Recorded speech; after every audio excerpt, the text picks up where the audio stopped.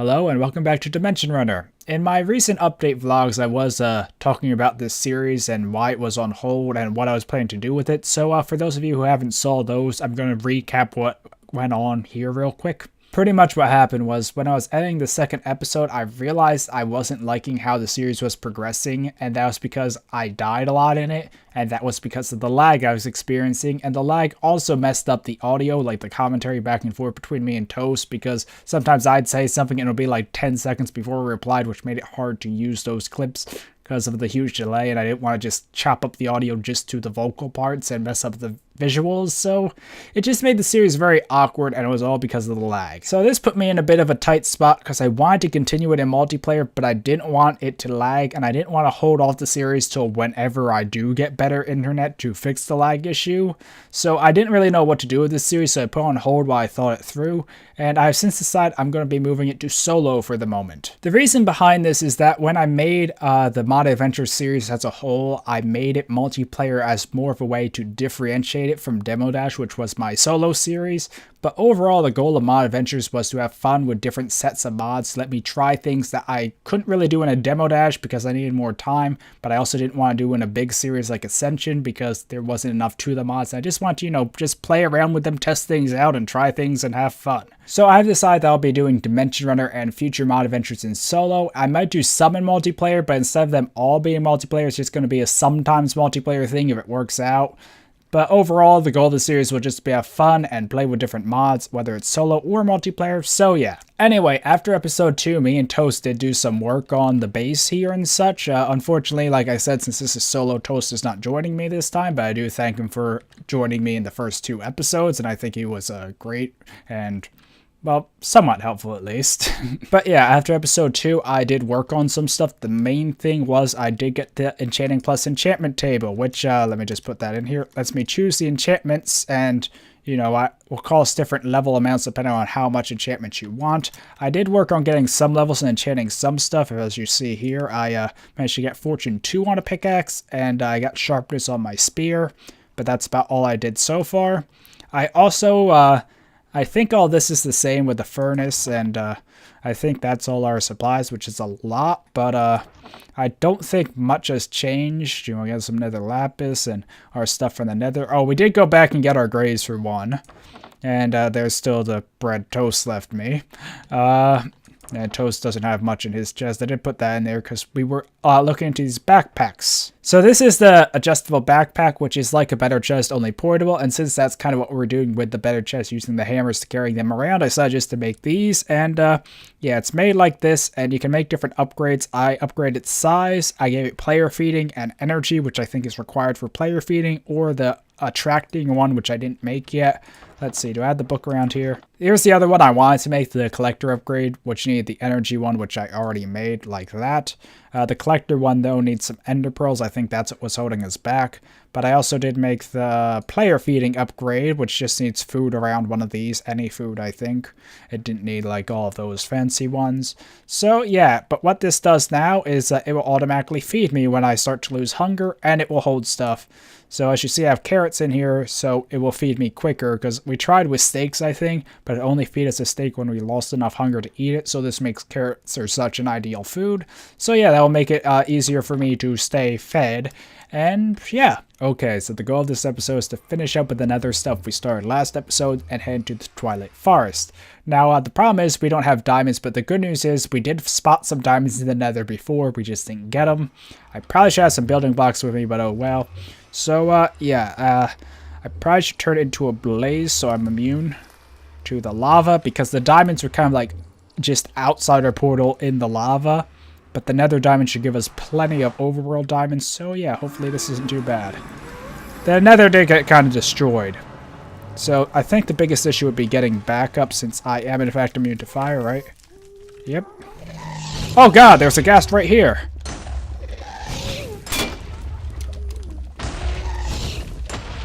But there's the diamonds.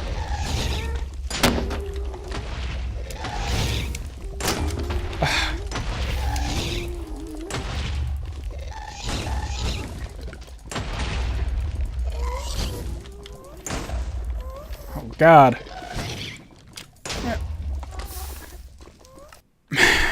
Well, that did not go as planned at all.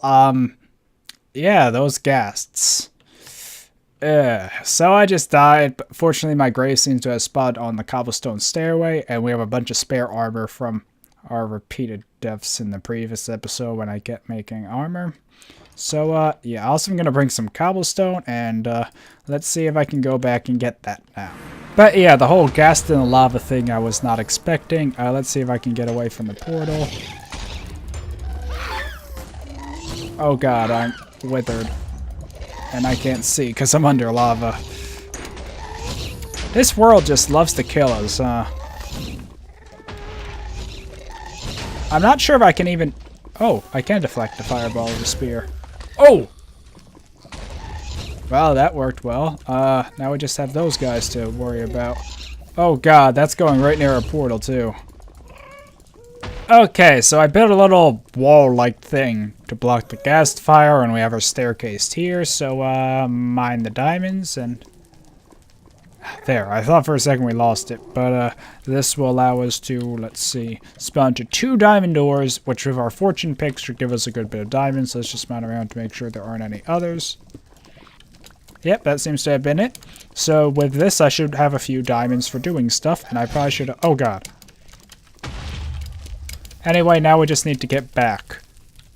And there's withered webs all over, so hopefully the portal's still working. If not, well, I'm in a bit of trouble because I didn't bring a flint and steel. And yes, the portal is working. The problem is it has withered webs near it, which makes it tricky to get into. Right.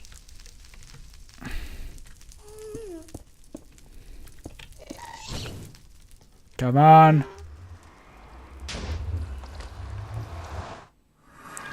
Whew! Okay, so I made it back safe and sound, and with our upgrades, this should give us a ton of diamonds. I think it should give us double the output, so 4 ores.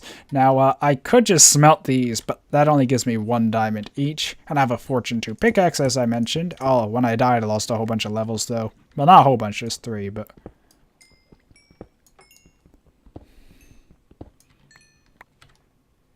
5 diamonds. Not that huge of a return, but still, we have more diamonds now. Okay, so I got some supplies here, and I'm going to head out here someplace and make the Twilight Forest portal now. It needs to have grass around it. I'm not sure how high up I want to make it, though. Actually, let's do it right here. Let me just mine out this area a bit and put down some dirt, and yeah, then we'll have the portal right here. Okay, the portal should be all ready, and for those of you who don't know, you make a Twilight Forest portal by making a little thing of 2x2 wood surrounded by stuff, and throwing in a diamond like this, and...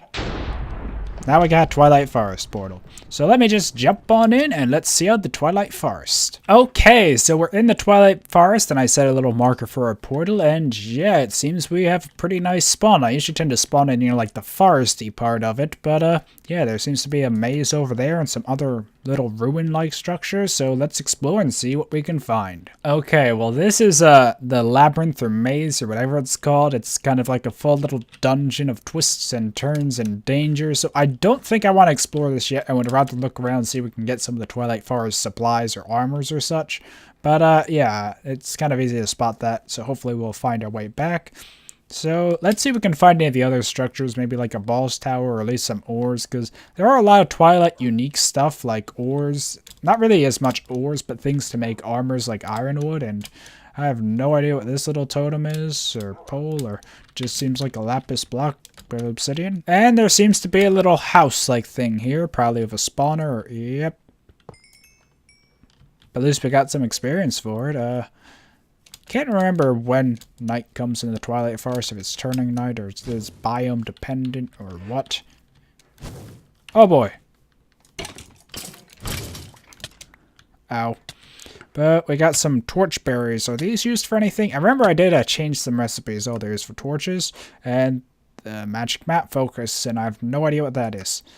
But I think the one thing we're after in Twilight Forest is living root. If I remember right, I added in a recipe, yeah, living root to make moss stone bricks. Usually it's just made ironwood. but we need moss stone bricks to head to the Erebus, and in case we didn't find any elsewhere, I thought it'd be cool to add in a recipe to kind of link the different dimensions.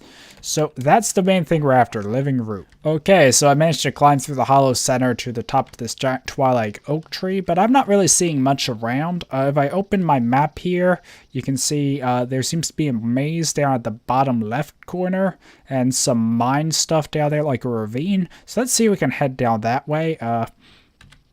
I think the easiest way to get down there, though, is to turn into a chicken and fly down there.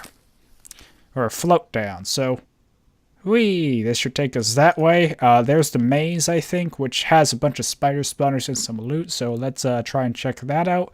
And then head down to the ravine to see if we can find some nice ores or such. So, yeah, that's the game plan. Oh, that explains it. The ravine goes all the way to bedrock because the Twilight Forest is a bit lower than the overworld. See, we're on level 38-ish now because some biomes in the Twilight Forest are just low to the ground. So let me actually turn into Black Widow. That should open the maze. Oh god, I just went through the wall.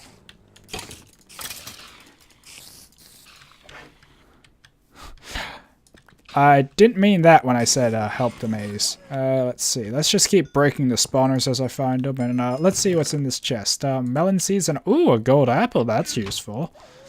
Actually, I probably should... yeah, I just like go right through this or something. Oh, I think the walls hurt me. That's the thing. Right. I would just break those, but I don't want to swap between tools constantly. Let's see. Not much in these chests so far. And I made it back out, which probably isn't the best achievement, but hey, at least I'm alive. Let's see. I'll just turn back to myself for now, because, I don't know, I'll have to review my Morse later and see if I can find anything else. And, ooh, a tree of glowstone. I wonder if that has any significance. Let's head over there real quick, then we'll head back to the ravine. And I don't think that had any significance, but I do have this stuff down here, so let's see if I can, find anything in here with these guys. I always forget which mouse trigger is what with Mining Blade. Because I guess it's kind of inverted. Like I'm swinging my left weapon, but I'm using my right trigger. Yeah, I got that right. And living roots appear in root clusters like that. So, yeah, let's see if there is any here. I think this just gives sticks if there is no living root. Well, that one just gave sticks, but I think root clusters like that appear under trees or something like that. I'm not sure what the actual spawn conditions are for living roots though. But yeah, let's see if we can find any in this little cave system. Because I know this is how I found it before. Because I did do this in a demo dash, I believe. Not too long back. Let's just ignore that for now because I don't want to switch weapons yet. Oh god. I didn't mean to do that. Oh! Oh, there's a lot of kobolds. Yeah, that was a lot of kobolds. Had to check real quick to make sure I wasn't confusing a red caps or one of the other. Oh my god, there's a lot of them. I think this is the time for the better weapon.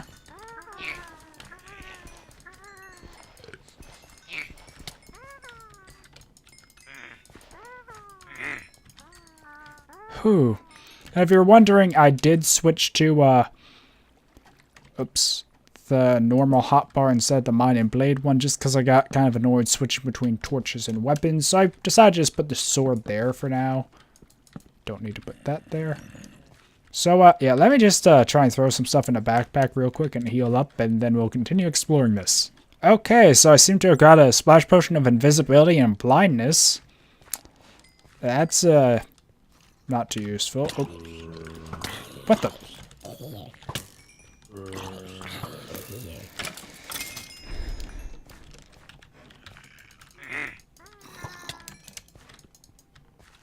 Oh god, more withering skeletons. Beats explosions, but still annoying. Okay, let's just light these places up a bit. I don't think there are too many ores I need besides, well, diamond. So I'm not going to focus too much on mining unless I find the living roots or such. Uh-oh. Uh-oh. They knocked me into water. That's not good. Also, you can probably tell now I'm doing much better in combat because now I'm not lagging.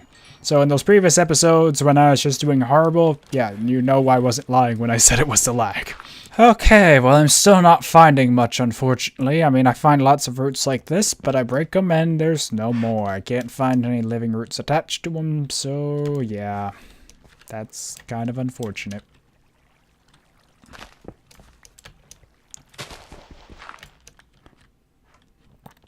Yeah, these cave systems just... Oh! Living roots! I was just talking about how I couldn't find them and how these cave systems just loop about, and ta-da, there's some right there. So, let me just make sure the coast is clear, and yes. So these are living roots, and when I break them, I'll get living roots.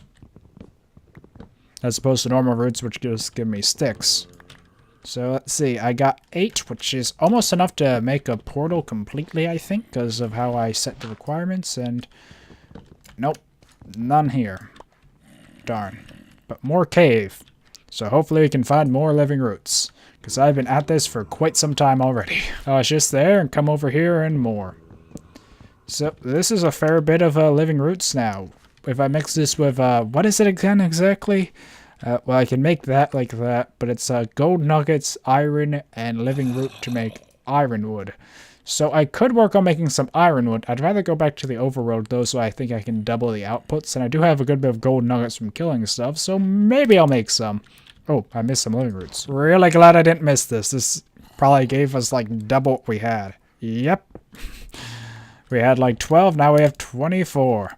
So I have enough living roots to not only make me some armor and the portal, and yeah, that's pretty much it. Armor and portal. I don't know where I was going with that. And I think this is the giant stream that takes us back to the surface.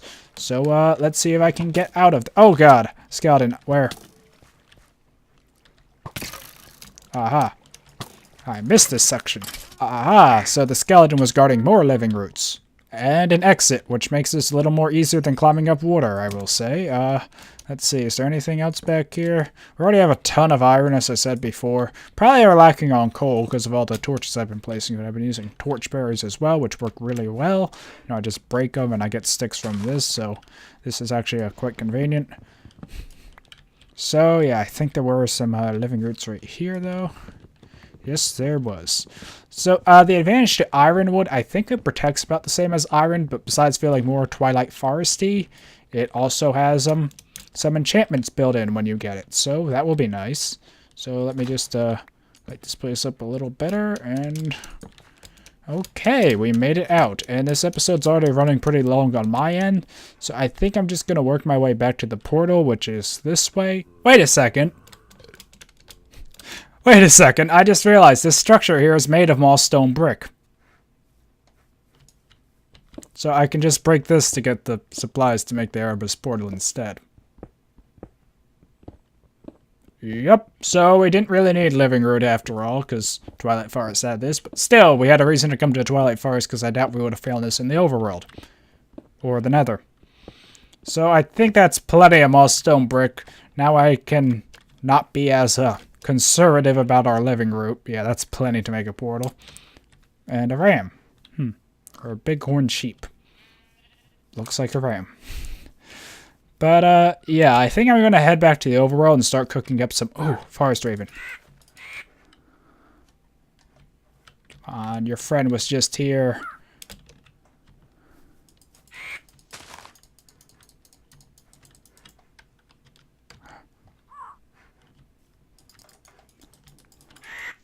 There we go, a raven's feather. Yes, this is pretty useful too, because I can make, not that. Torch berries and glowstone with raven's feather to make a magic map focus, which can make the magic map, which can show us where other structures are in the Twilight Forest. I probably have torch berries in my backpack, right? Please tell me I do. Yes, I do. Wait a minute, I just noticed that there's a labyrinth there and a labyrinth there. So apparently we have 2 to explore if one's not enough. Anyway, I think I'm going to end the episode here, and I'll just head back to the overworld and work on some stuff off camera. I want to get the ironwood stone to make full ironwood armor, and I also want to make the magic map, since I should have the supplies to do that. So, when we come back in the next episode, I'll look on finishing up the Twilight Forest by doing some of those labyrinth, and maybe trying to find a boss tower if I can. And, yeah, hopefully it'll be fun. Anyway, hopefully you enjoyed this episode. Dimension Runner are looking forward to the series' return and its new format. And one other thing I want to ask earlier but forgot, do you want to see this be every week or every other week, because I could make it every week, maybe give it a different day slot like Tuesday or Thursday, because that's kind of what I'm leaning towards now because Demo Dash is still active. I could make it every other week and make it like Demo Dash one week, Mod Adventures another, but I'm not sure how I want to do that yet. But one advantage to doing it every other week, whether it's with Demo Dash or on its own day, is that I can make sure to read comments between episodes so I can listen to feedback and do suggestions based on what you guys, my viewers, suggest for me to do. So let me know how you want to see this series progress, if you have any opinions about how often it should be, and if you want me to try and make it a bit more viewer engaged of a series as I just have fun and explore these mods. So yeah, once again, thanks for watching, hopefully you enjoyed, and until next time, goodbye.